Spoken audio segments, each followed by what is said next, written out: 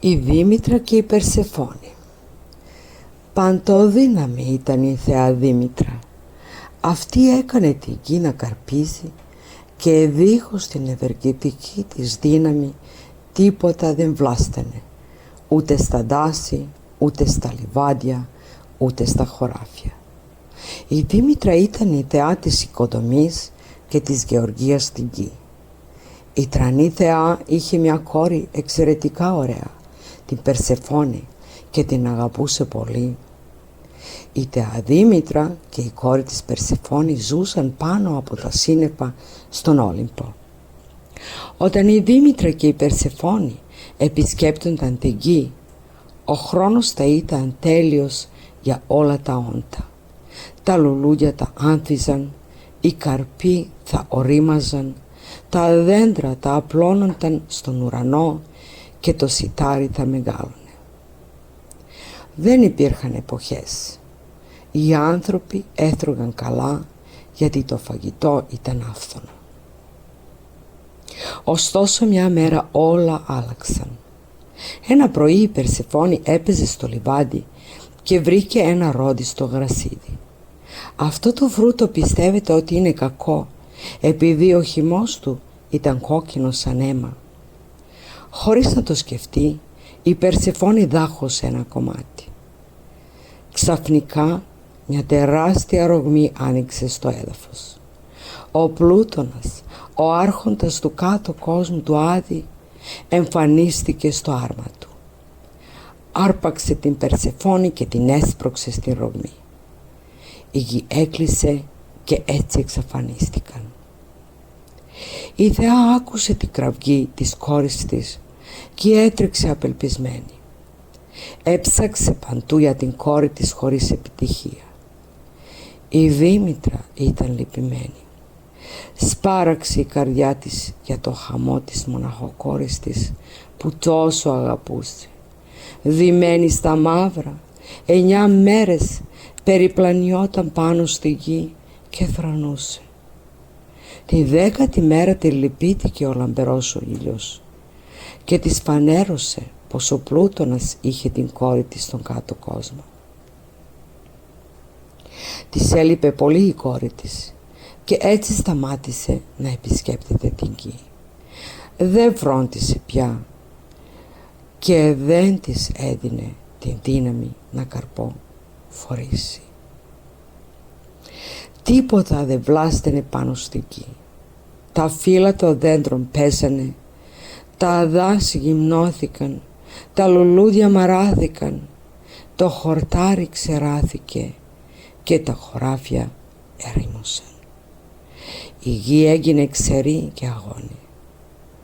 Η ζωή έσβηνε. Παντού βασίλευε η πείνα. Το ανθρώπινο γένος κόντευε να αφανιστεί.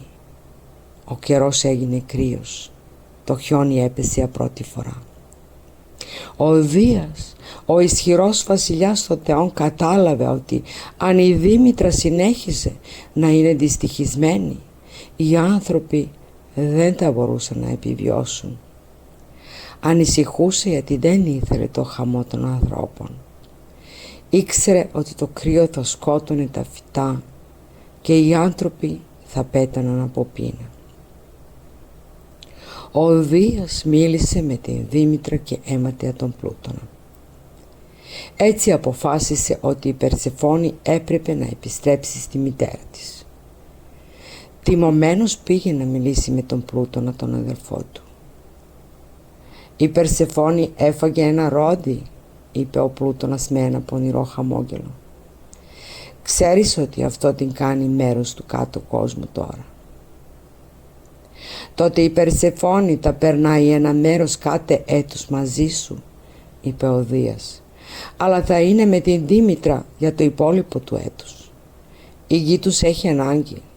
Συμφωνήσαμε?» «Ναι», απάντησε ο Πλούτονας.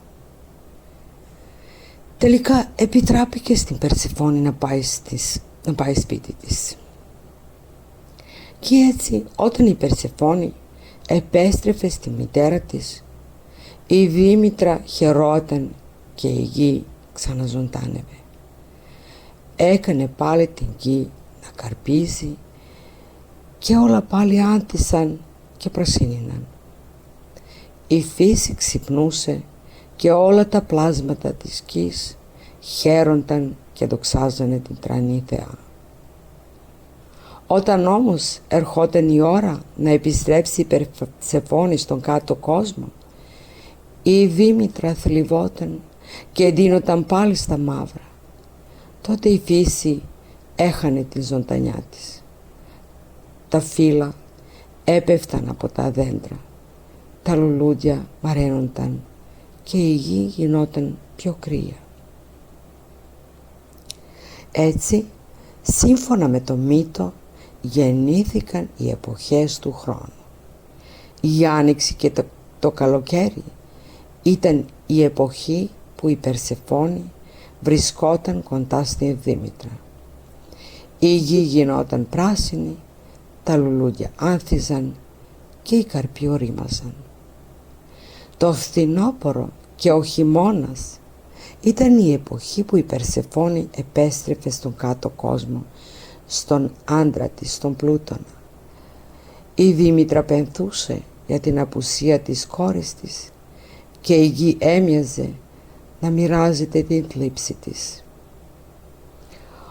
Ο μύτος της Δήμητρας και της Περσεφόνη είναι ένα μύτος για τη ζωή, τον θάνατο και την αναγέννηση της φύσης. Η επιστροφή της Περσεφόνης συμβολίζει την επιστροφή της ζωής στη γη, ενώ η αναχώρησή της συμβολίζει την περίοδο της φύσης που μοιάζει να κοιμάται. Έτσι οι αρχαίοι Έλληνες προσπάθησαν να εξηγήσουν με έναν όμορφο μύτο τον αιώνιο κύκλο της φύσης και την αλλαγή των εποχών.